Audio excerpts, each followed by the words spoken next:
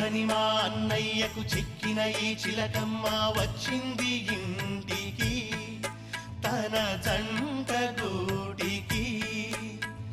చిరునవ్వే సిరులంటూ సుగుణాలే నగలంటూ నిలుచుంది వాకిట ఈ మందార మాలిక. సిరి వెన్నెలంటి చెలిమిని మాకు పంచగా నెలవంక ఇలకు చేన చిన్నవదినగా. పొంగే ఆనందం తెచ్చే సంతోషం మాలో గిలి నిండెనే.